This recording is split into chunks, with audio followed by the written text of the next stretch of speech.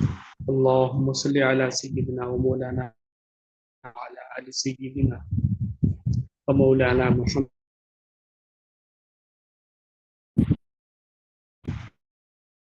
معزز و محترم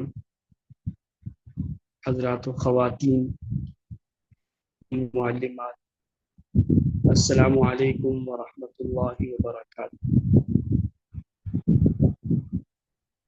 وعلیکم السلام۔ فن تحقیق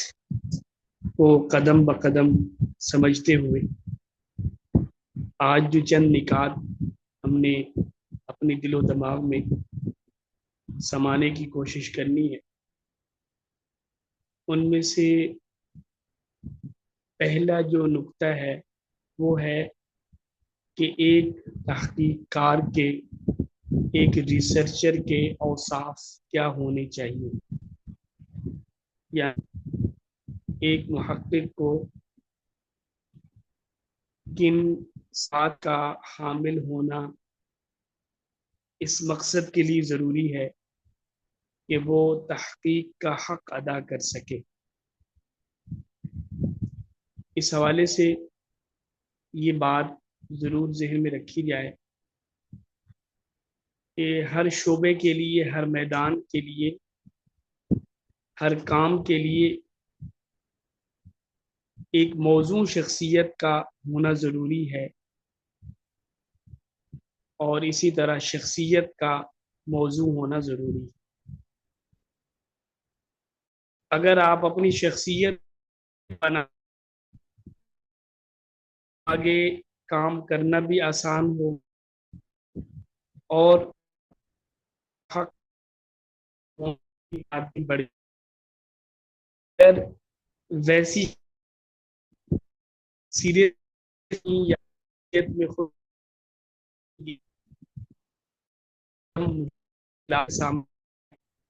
اور آدمی اپنی کوشش کو ناکام بنا لیتا ہے۔ تحقیق کار کے اوصاف کے حوالے سے ہم نے اس کو دو حصوں میں تقسیم کر دیا ہے، ایک تحقیق کار کے ذاتی اوصاف اور دوسرے اس کے پیشہ ورانہ اوصاف۔ اوصاف لکھے ہوئے ہیں، آپ اس کو بے شک اپنی پڑھ بھی لیں، لیکن ان ساروں کے بیچ میں جو انتہائی بنیادی اور ضروری دو چار چیزیں ہیں ان کی طرف میں اشارہ کرتے ہوئے آگے بڑھتا ہوں۔ سب سے پہلی بات تو یہ ہے کہ جو شخص سرسریت پسند ہے، چیزوں کو سرسری دیکھنے کا عادی ہے، باریکی میں جانے کا اور گہرائی میں جانے کا عادی نہیں ہے، تو سمجھ لے کہ وہ تحقیق کے لیے موضوع نہیں ہے، یا اس کا یہ مزاج اس قابل کے اور پھر تحقیق کے میدان میں اترا جائے۔ لہذا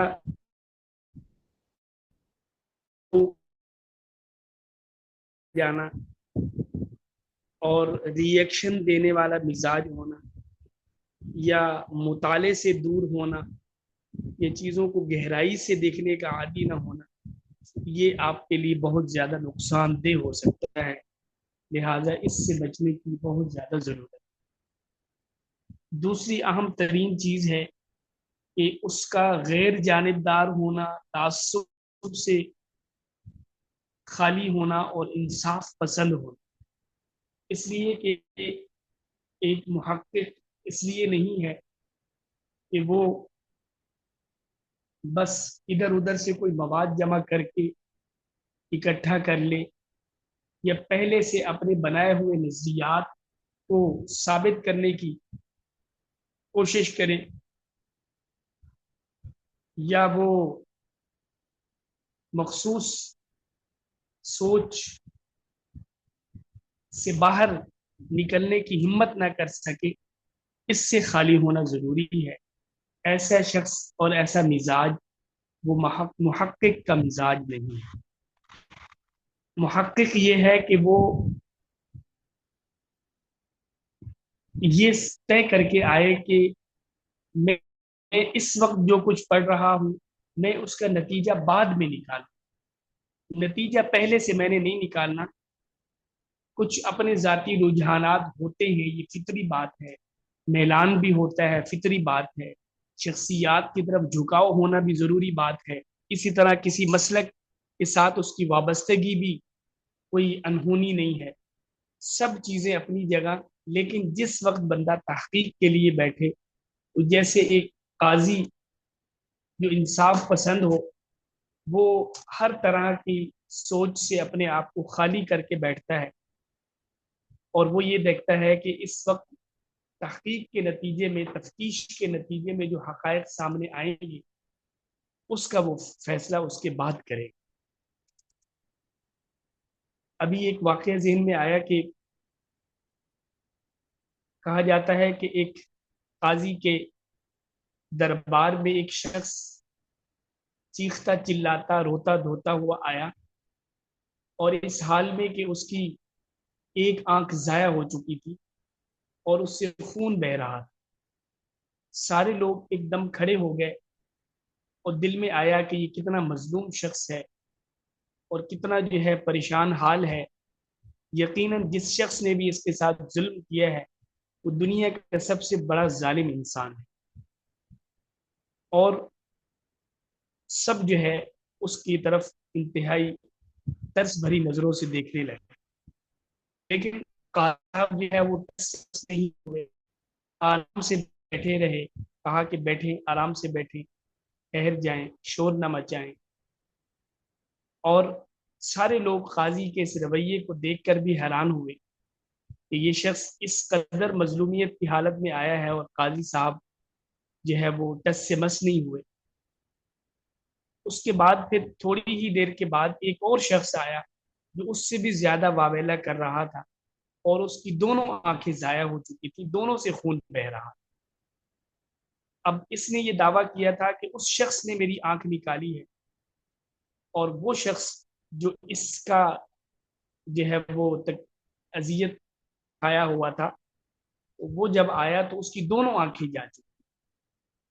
اس لیے اب لوگوں کو سمجھ آیا کہ قاضی صاحب جو ہے وہ ٹس سے مس کیوں نہیں ہوئے تھے، اس لیے کہ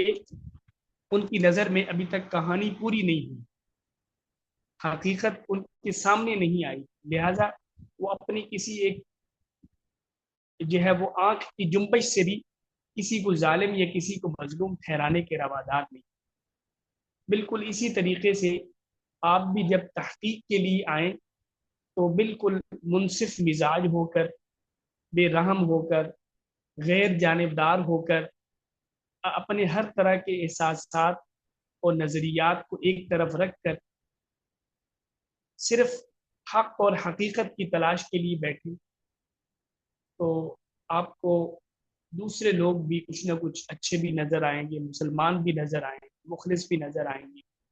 اور ان کی 10 باتوں میں سے 6 ٹھیک بھی ہوں گی، 4 غلط بھی ہوں گی۔ تو لہٰذا ہر طرح کے اپنی ذاتی رجحانات کو، میلانات کو بالکل الگ رکھ کے پھر بندے کو تحقیق کرنی چاہیے۔ اس کے بعد ایک تیسری اہم چیز ہے، وہ ہے فضیلت صبر۔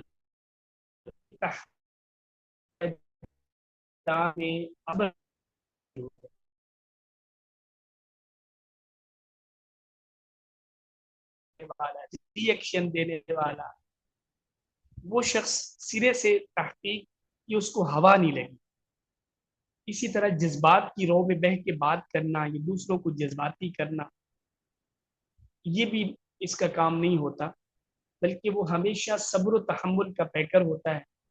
اس کو گہرائی تک جانے کے لیے صبر کی ضرورت ہے، اس کو طرح طرح کے مراحل سے گزرنے کے لیے صبر کی ضرورت ہے، اس کو جو ہے وہ ایک اچھی طویل وقت تک محنت کرنے کی ضرورت ہے، کتنی ساری جگہوں پہ اس کو صبر کرنا پڑے گا۔ تو لہٰذا اپنی ہر طرح کی جلد بازی اور نتائج کو جلد چاہنا، اور تھوڑے سے وقت کے بعد ہی یہ سمجھ لینا کہ نہیں بس ٹھیک ہے سمجھ آ گیا، نہیں، بلکہ وہ جتنا زیادہ گہرائی میں جاتا جائے گا उतना ही उसको महसूस होगा कि ये मेरी गलत फहमी थी कि मैं इससे पिछले मरहले को फाइनल समझ बैठा। उसके बाद एक अहम चीज है कि मिजाज के अंदर एतदाल और वसअत ज़र्फ़ी होनी चाहिए। वसअत ज़र्फ़ी का माना ये है कि आप हर साहिब इल्म को उसकी इल्मी हैसियत के मुताबिक जगह दे सके, उसके नज़रिए को मेहमान बना सके अपने पास, उनसे बातचीत कर सके, उनके जो है वो जो नज़रिया है उसको एक दफ़ा काबिल इल्तिफात समझ सके। तो ये आपके लिए बहुत ज़रूरी है। इस वस्फ के बगैर आप जो है आप के बारे में बदगुमान भी होंगे और उसकी सही नहीं के तर्जमे के अंदर भी आपको कोई ना कोई खलत महसूस होगी। यानी आपकी नज़र में जो आपके नज़रिए से मेल नहीं खाता होगा तो आप फौरी तौर पर उसके बारे में यानी ये तय करके बैठेंगे कि मैंने इसकी बात में ये चीज़ जो है ये मुहक्किक के मिजाज से कोसों दूर है और उसको इससे खाली होना चाहिए। आपको मुनज़्ज़म होना चाहिए। यानी आप अगर ज़ाती ज़िंदगी में आपकी सेल्फ मैनेजमेंट अच्छी है तो आपकी जो है वो आगे अंदर भी उसकी झलक नज़र आएगी और आपको ज़हनी और ज़ाहरी इंतशार से बिल्कुल खाली होना चाहिए। जदीद जो कंप्यूटर के ज़राए हैं उनसे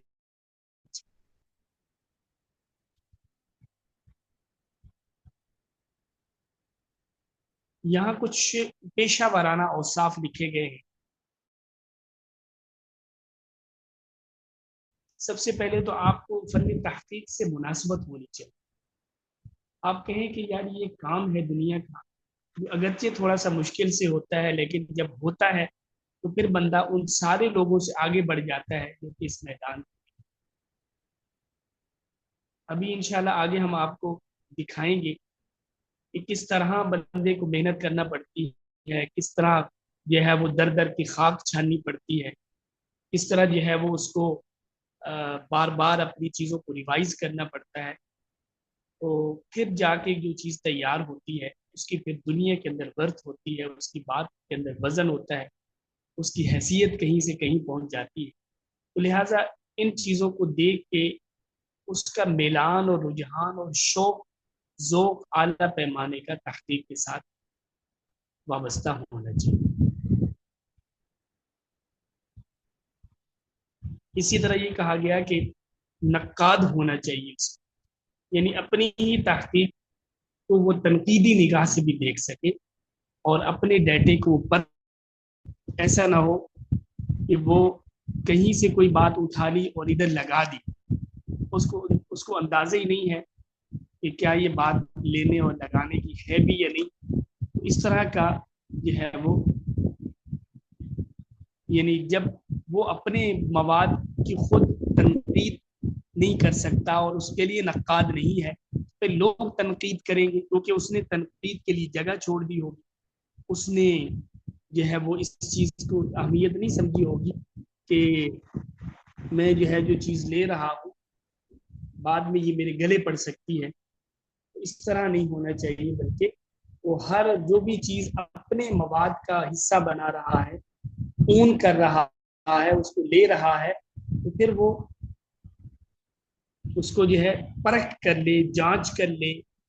ताकि कोई भी दूसरा शख्स उसकी ली हुई चीज पे उंगली न रख सके।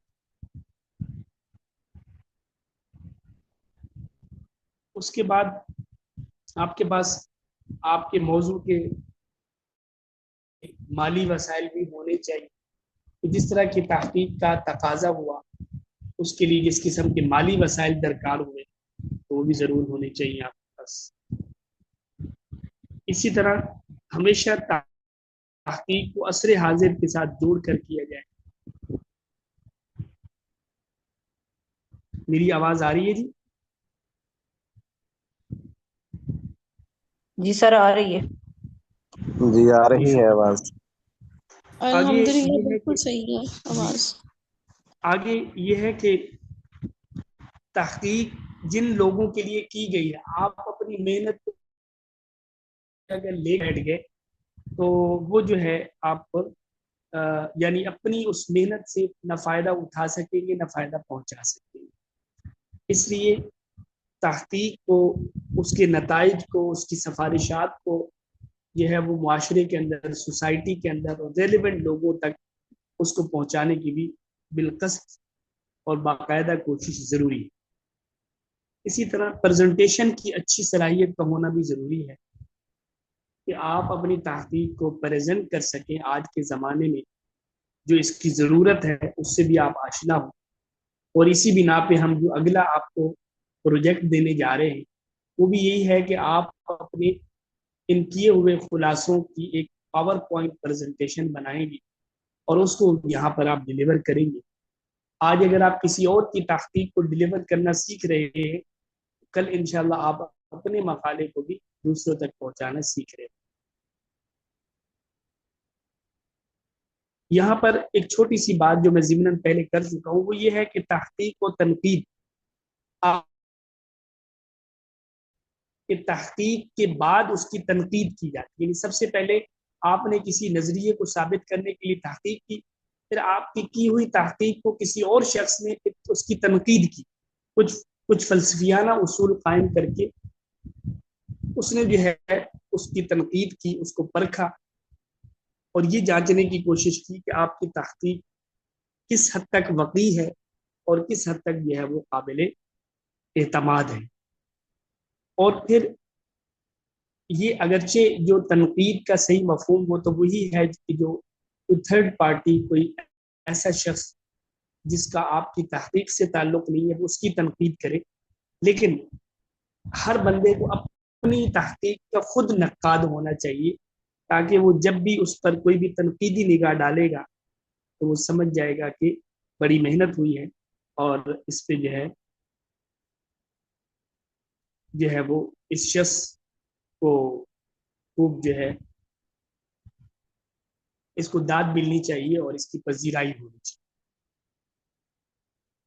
یہاں جو آگے ٹاپک ہے اسی کا آج اعلان بھی تھا، اس کو ہم شروع کرتے ہیں. اس میں یہ ہے کہ اب ایک لحاظ سے باقاعدہ ہماری جو عملی تحقیق ہے، عملی مقالہ نگاری ہے، اس کا یہاں سے آغاز ہو جائے گا. اس لیے کہ اب جو مراحل آپ کو بتائے جا رہے ہیں آپ نے انہی مراحل سے گزرتے ہوئے اپنی تحقیق کو کنڈکٹ کرنا ہے اور مرتب کرنا. اچھا، یہ جہاں تک بات ہے تحقیق کے مراحل کی تو یہ ایک بڑی اہم جو ہے وہ چیز ہے سمجھنے کے لیے،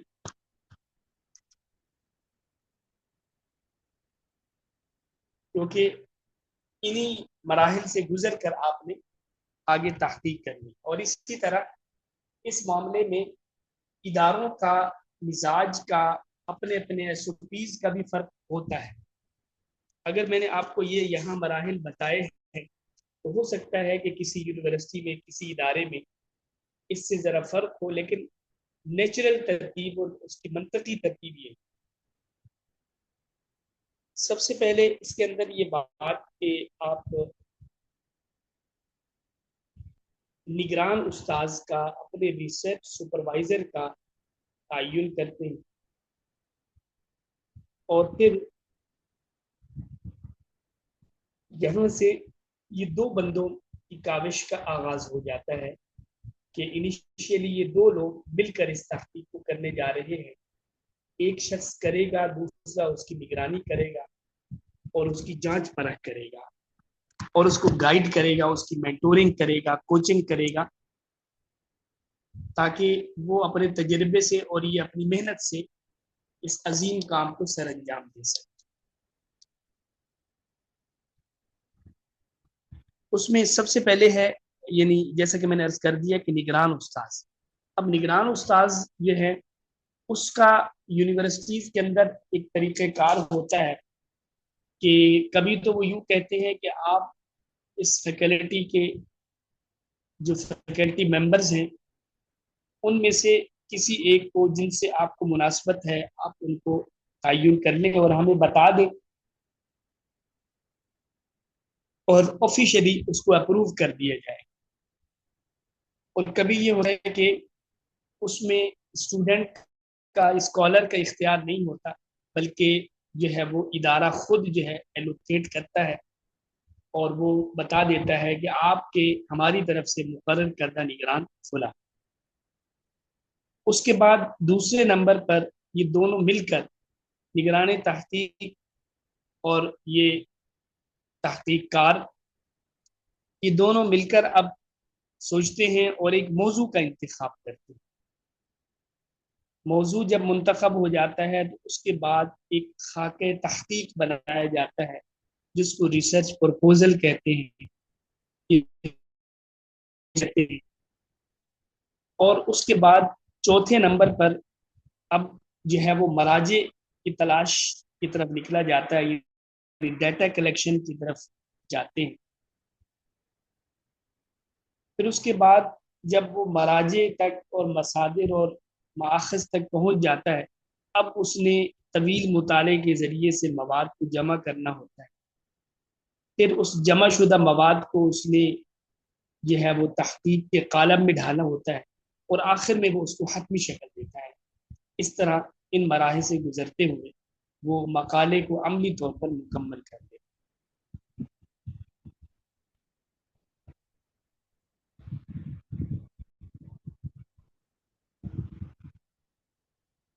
اچھا, یہاں دفعہ اس موضوع کو روکتے ہوئے تھوڑا سا آگے چلتا ہوں.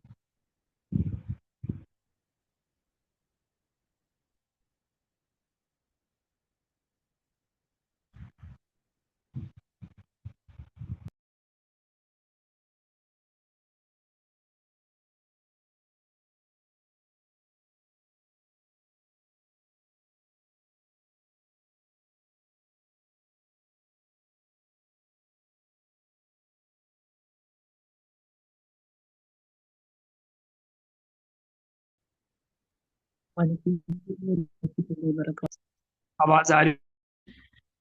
جی آ رہی ہے. جی سر آ رہی.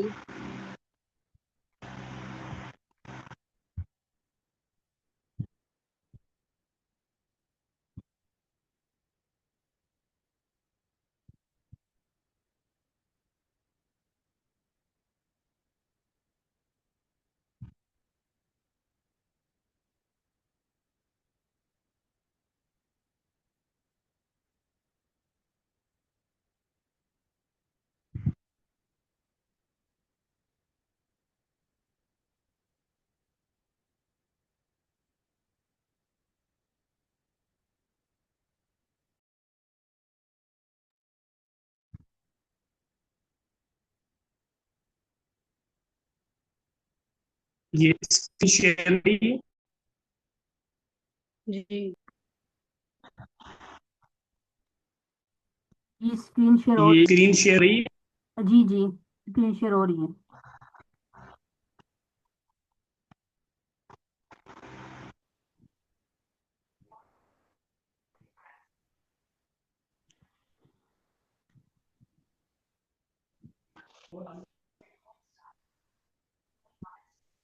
جی, یہاں ہم اس سے پہلے ہم یہ دیکھ چکے تھے کہ تحقیق کے مراحل کی ایک عام شکل یا عام انداز تو ہم نے آپ کے سامنے رکھ دیا. ابھی مختلف اور بھی جو انداز ہیں یا اس کو بتانے کے مختلف طریقے ہیں ان سے بھی ہم گزرتے چلے تاکہ آپ ایسی جگہ اس طرح سے تحقیق کے مراحل کو پڑھایا بتایا جا رہا ہو تو آپ کے لیے آسانی ہو. اس میں यूं है कि पहला मरहला, दूसरा मरहला, तीसरा मरहला, यानी इसको यूं कर दिया गया कि तीन तीन पहले सीधे सीधे के तीन मौजूद और आगे की जांच परख पता और हतमी शक्ल देना। अब एक अंदाज ये है कि तहकीक के बुनियादी तौर पर यानी अमली मकाला निगारी के तीन मराहिल हैं। पहला मरहला, उसमें जो है वो तकरीबन चार चीज़ें शामिल हैं कि रहनुमा का तयन, मौजू का इंतखाब, आर्जी खाका, मसादिर व मराजे से वाकफियत। दूसरा मरहला वो है मौजू से महारत रखने वाली शख्सियात से रब्ता, मुताला और नोट लेना, मवाद की जांच परख और मवाद का इंतखाब। और इसी के साथ ही कि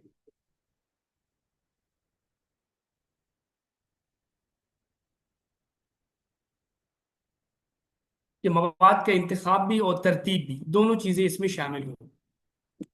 उसके बाद जो तीसरा मरहला है वो है कि आप मुसव्वदा लिख लें, उसके बाद फिर उसको मुबय्यज़ा में तब्दील करें, फिर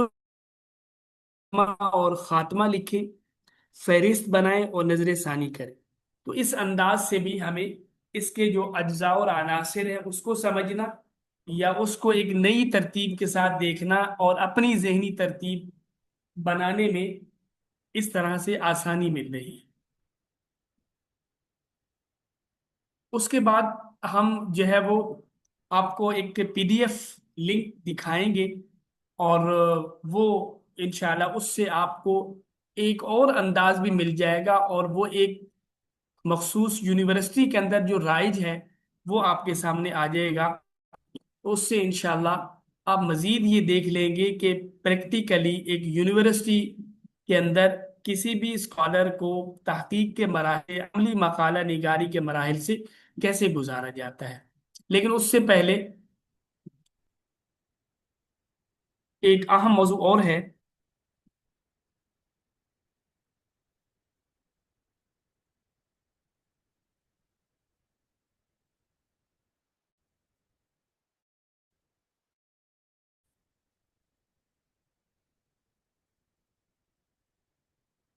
प्रेजेंटेशन में कोई आगे है ये क्या है?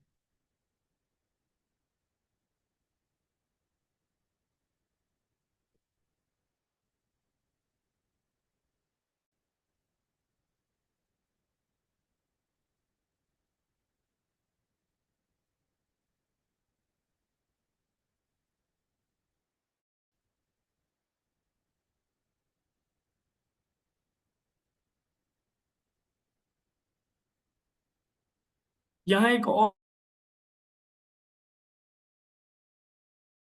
है, ये अंदाजा करने में कि को बनाने के लिए काबिल शाम बनाने के लिए, मोहतम बिशान बनाने के लिए जो है वो किस तरह उसका एक पूरा जो है वो एक मैकेनिज्म बनाया गया है। तो उसको हमने अल्फाज में यूं कहा कि तहकीक का खानदान क्या है। यानी एक तहकीक, ये एक मकाला, ये एक डिग्री रिसर्च जब वजूद में आती है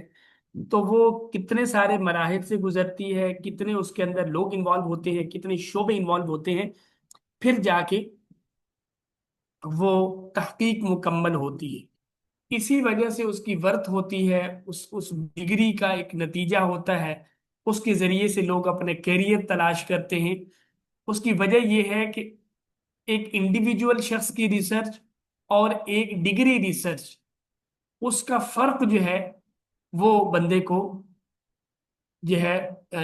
यानी कि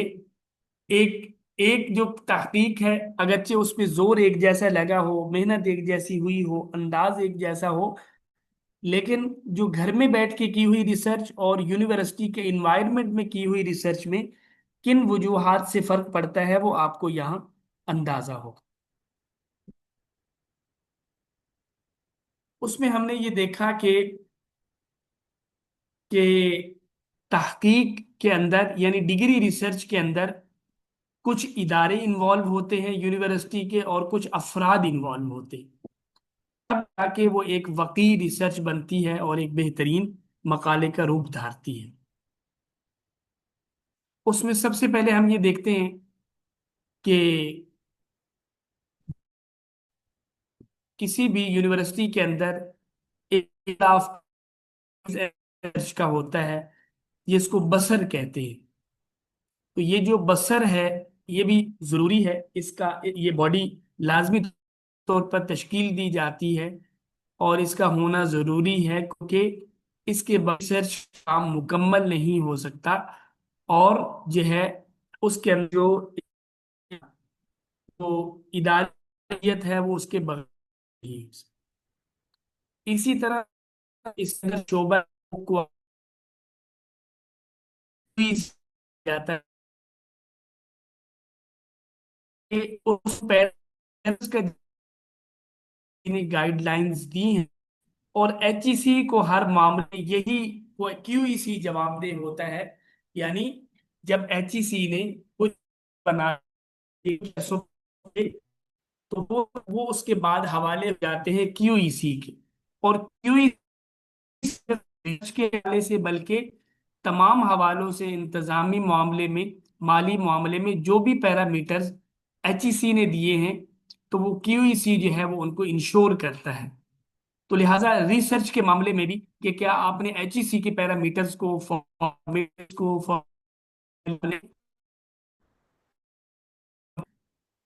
آپ کیو ای سی کے اندر بھی سبمٹ کراتے ہیں، اور وہاں سے بھی اس کی ویلیڈیٹی اور ویریفیکیشن ضروری ہوتی ہے۔ اسی طرح ایک اور ادارہ ہوتا ہے، وہ ہے اورک کے نام سے، office of research and commercialisation. Research کو ڈیل کر رہا ہوتا ہے، تو ریسرچ کی کوئی بھی ایکٹیویٹی ہو تو اس کا اورک کے ساتھ ایک بڑا مضبوط کنسرن ہوتا ہے، اور اورک جو ہے اس کے اندر اپنی انوالومنٹ اور اپنی جو ہے وہ اس شمولیت کو ضروری سمجھتا ہے۔ اسی طرح ڈپارٹمنٹل ریسرچ سینٹر بنایا جاتا ہے تاکہ چیزیں جو ہے وہ ترتیب سے چلے، یعنی اسٹوڈنٹ اور جو ریسرچ سپروائزر ہے وہ ڈپارٹمنٹل ریسرچ سینٹر جو ہے ڈی آر سی سے پہلے گزرے، تاکہ وہ آگے جو اس سے جو سینئر ادارے ہیں وہاں کسی طرح کی کوئی جو ہے وہ جو نان کنفرمیٹی ہے، عدم مطابقت ہے، وہ نہ پائی جائے۔ تو یہ کچھ ادارے ہیں جو ریسرچ کے معاملے میں اور اس ڈگری ریسرچ کے لیے لکھے گئے جو مقالہ جات ہیں، ان کو دیکھنے میں یہ سب لوگ شامل ہو۔ اب جہاں تک افراد کی بات ہے تو اس میں سب سے پہلے تو وہ اسٹوڈنٹ اور ریسرچ اسکالر ہے، اس کی موجودگی۔ اس کے بعد پھر نگران تحقیق یا ریسرچ سپروائزر ہے، یہ دو جو ہے ایک اس کے گویا کے بنیادی قسم ہے، اور ایک داری ہے، اس سے ذمہ داری نگران تحقیق سے زیادہ ذمہ داری اسٹوڈنٹ، کیونکہ اور نگران ہے، اور جو پوچھ تاچھ ہے یا غلطی کی صورت میں،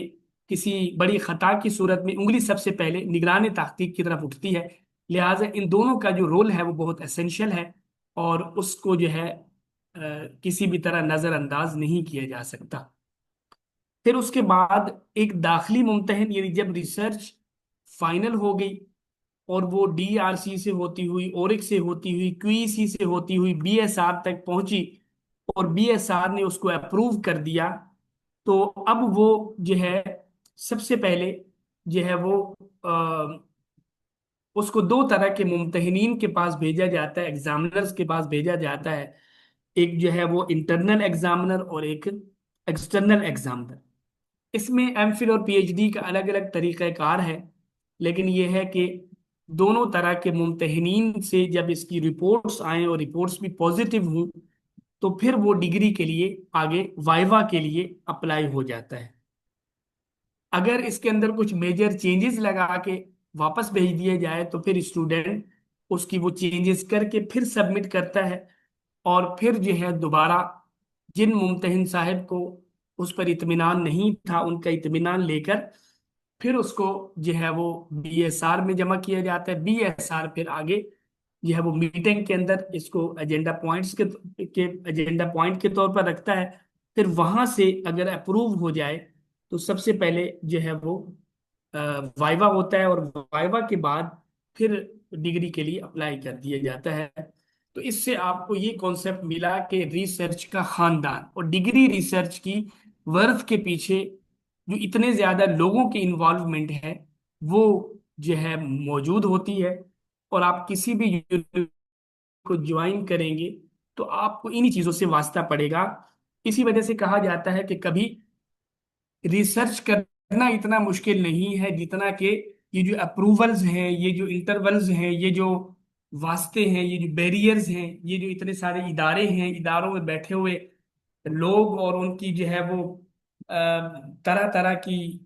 جو ان کے بنائے ہوئے اصول ہیں، اور اس کو اتنا باریک سوراخ بنا دیا گیا ہے کہ جس سے گزرنا انتہائی مشکل ہو۔ تو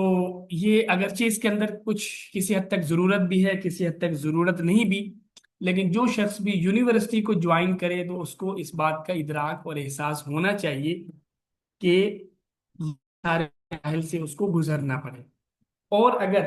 یہ سارے ادارے، سارے شعبے، سب لوگ دیانتدار کام کرے تو واقعتا اس سے جو ہے وہ چیز پیدا ہوگی کہ جو ہونی چاہیے، اور اس طرح کی ریسرچز پھر سوسائٹی کے اندر امپیکٹ پیدا کریں گی۔ لیکن آج افسوس کی بات یہ ہے کہ ہم بعض یونیورسٹیوں کے جو مقالہ جات دیکھتے ہیں تو لگتا ہی نہیں ہے کہ یہ کسی جو ہے جتنی بھی اس کے اندر اور اصول و ضوابط کا جو ہے خیال نہیں رکھا گیا ہوتا، اور جو ادارہ ہے اس کو اس سے غرض ہے کہ زیادہ سے زیادہ وہ ایم فل اور پی ایچ ڈی پروڈیوس کرے۔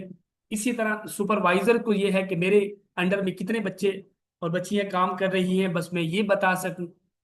اور اس کے بعد پھر دھڑا دھڑ ایڈمیشنز تاکہ زیادہ فیسیں آ سکے، اور اس ڈگری کو بھی ایک خریدی جانے والی چیز بنا کے رکھ دیا گیا ہے کہ آپ جو ہے وہ بس پیسوں کا انتظام کریں، باقی اللہ اللہ خیر سن۔ تو یہ ساری بیڈ پریکٹسز ہیں جو ہمارے ہاں چل رہی ہیں، لیکن اس سب کے باوجود جو ایمانداری سے کام کرنے والے اسٹوڈینٹس، ایمانداری سے کام کرنے والے سپروائزر، ایمانداری سے کام کرنے والے جو آگے وہ جب ہوتے ہیں تو پھر کام جو ہے ایک وقی کام وجود میں آتا ہے۔ اور اس کے لیے سب سے پہلے اگر ایک اسٹوڈنٹ یہ ٹھان لے کہ میں نے جو ہے وہ جینون ریسرچ کرنی ہے، چاہے میرے پاس مواقع ہوں بھی تو میں نے ان مواقع سے، ان ناجائز مواقع سے فائدہ نہیں اٹھانا، تو اس سے انشاءاللہ جو ہے جو جڑ کٹ جائے گی اور آگے کہیں بھی۔ اور پھر اس طرح کا اسٹوڈنٹ جب کل خود جو ہے ریسرچ کروائے گا تو وہ اس کے اندر کسی قسم کی کوئی رعایت نہیں کرے گا، اور اسی طرح جب یہ کسی عہدے پر جائے گا تو وہاں پر دیانتداری کا مظاہرہ کرے گا۔ اس لیے سب سے ضروری یہ ہے کہ جو اسٹوڈنٹ ہے، جو ریسرچ اسکالر ہے، وہ ریسرچ کی ایتھکس کو سمجھے، ریسرچ کی موریلٹی کو سمجھے، ریسرچ کے جو ہے وہ انٹیگریٹی کو سمجھے۔ اگر وہ اس دیانتداری کا مظاہرہ نہیں کرے گا اور وہ بیڈ پریکٹسز کے ذریعے سے، ان ایتھیکل کاموں کے ذریعے سے کہیں سے کہیں پہنچے گا تو وہ پھر آگے بھی یہی خرابی پھیل رہی ہے۔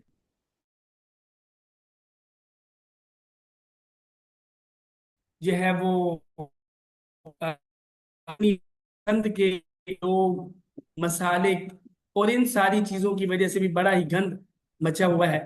تو یہ ساری چیزیں ہم نے دیکھنی ہے اور اس بات کا خیال کرنا ہے کہ ہم راستے پر یہ بھی ہے بات ضروری طور پر اسٹوڈنٹ پر بوجھ ڈالا جاتا ہے، اس سے مفاد نکلوائے جاتے ہیں، اس کو بلیک میل کیا جاتا ہے، اس کو وہ تھوڑا سا اگر اسٹریٹ فارورڈ ہو تو اس کو پھر تنگ کیا جاتا ہے، دبایا جاتا ہے۔ آپ نے کتنے سارے ایسے پی ایچ ڈیز لوگوں کو دیکھا ہوگا کہ وہ بیچارے ڈپریشن کا شکار ہو گئے، نفسیاتی مسائل کا شکار ہو گئے کہ ریسرچ کرنا آسان نہیں تھا، لیکن اداروں نے جو اس کو بیچارے کو ایسی ہزاروں مصیبتوں ایک ایک سگنیچر کے لیے وہ مہینے مہینے ان کے پیچھے بھاگا، گھر میں بلایا تو آفس کا وعدہ کر دیا، آفس میں بلایا تو گھر کا وعدہ کر دیا، آپ کو سامنے رکھا، اپنی جو وابستگیاں ہیں، افیلیشنز ہیں، ان کو ترجیح دی۔ ایسا کچھ چل رہا ہے تو اللہ ہی اس سے بچائے کہ بھئی کورٹ کچہری بہت بری ہے، تھانہ ہسپتال بہت برا ہے۔ تو ابھی یہ کہنا پڑے گا کہ یونیورسٹیز کے اندر جو یہ بھی کوئی کم مصیبت والی بات نہیں ہے، کتنے سارے لوگوں کا فیوچر تباہ ہو جاتا ہے، ٹائم ضائع ہو جاتا ہے، جو عزت دار خواتین ہیں، لیکن اس سب کے باوجود اچھے لوگ موجود ہیں۔ ہم نے کراچی یونیورسٹی سے پی ایچ ڈی کی، تو الحمدللہ ہمیں جو ہے خود اسی طرح ہم نے جو ہے وہ کوشش کی کہ ہم دیانتداری سے کام کریں، پھر اس کے بعد آگے کہیں نہ کہیں کسی نہ کسی شعبے میں اچھے لوگ ملتے رہے اور ہمارا راستہ الحمدللہ صاف ہوتا رہا۔ ہمارے ہی ساتھی سائنوپسس کے لیے 1.5 سال گھومتے رہے اور اللہ تعالیٰ نے فضل کیا اور ہماری کوئی چیز کبھی بھی کہیں بھی رکی نہیں۔ تو اس لیے یہ اندازہ ہوا کہ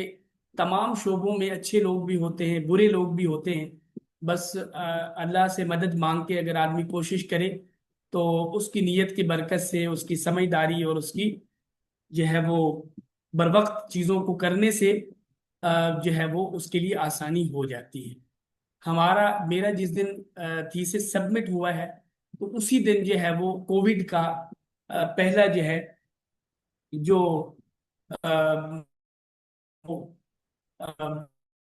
آ گیا تھا، اور اس سے اگلے دن جو ہے وہ یعنی صبح جب لوگ اٹھے ہیں تو یونیورسٹیز کو نوٹیفیکیشن آ چکا تھا کہ بھئی اوپن نہیں ہوں گی، اور پھر 1.5 ماہ تک بالکل سناٹا، پھر وہ ڈسٹینس سوشل ڈسٹینس والی مسائل آیا، تو ہم جو ہے وہ رمضان شریف میں روزہ رکھ کر وہاں سے چلتے یونیورسٹی پہنچتے، اور ایک لمبی لائن لگی ہوتی اور وہاں جا کے ہم کھڑے ہوتے، اور بڑی مشکل سے ان مراحل سے گزر کر الحمدللہ اللہ تعالیٰ نے آسانی فرمائی اور کام ہو گیا۔ یعنی مشکلات پہلے بھی تھیں اور پھر مزید بھی کچھ آ گئی، لیکن پھر بھی ہمارا جو تھیسس سبمٹ ہونے سے ڈگری ہونے تک زیادہ سے زیادہ 4 سے 5 مہینے کا وقت لگا۔ تو اس لیے حالات جیسے بھی ہوں آسانیاں ہو جاتی ہیں، لیکن یہ ہے کہ یہ ساری چیزیں کم از کم آپ کو جو ہے آپ کے علم میں ہوں، کیونکہ ہم ان ساری چیزوں سے بلائنڈ تھے، لیکن ہم یہ چاہتے ہیں کہ آپ ساری چیزوں کے حوالے سے پوری طرح آگاہ اور باخبر ہوں۔ تو آج ہم نے جو چیزیں دیکھی ہیں اس میں جو ایک تو تحقیق کے مراحل دیکھا ہے اور دوسرے تحقیق کا خان، ہم جو یونیورسٹیز کے اندر جو باقاعدہ پریکٹیکلی جو پروسیس ہے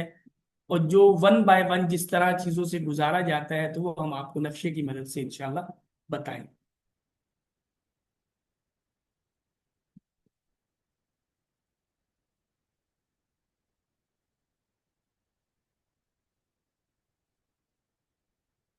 ابھی ہم آپ کی جو پروجیکٹس ہیں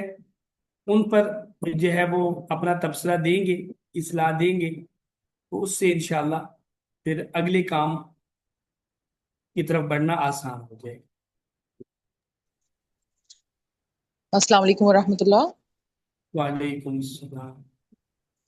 استاد محترم، یہ مسودہ اور تبییض کو تھوڑا سا مزید اگر وضاحت کر دیں آپ اس کی۔ انشاءاللہ اس کا ویسے آگے بھی مرحلہ آ جائے گا، یہاں تو ہم نے ایک فہرست ذکر کی، لیکن مسودہ کا معنی یہ ہے کہ آپ نے پہلی دفعہ ایک यानी कि मवाद को सिर्फ कलेक्ट कर लिया है, और आपको लगता है कि पहले बाब का मवाद भी मेरे पास जमा हो गया है, दूसरे का भी, तीसरे का भी, और अबवाब और फसूल वगैरह की कुछ ना कुछ आपने अरेंजमेंट कर रखी है, लेकिन ये है कि फिर उसके बाद आप उसको बिल्कुल नीट एंड क्लीन करके फाइनल शक्ल में जब आप तमाम अबवाब और फसूल बना लेते हैं, तो ये इसको कहा जाता है कि अब आपने मुसवदा मुबय्यज़ा तैयार कर लिया है।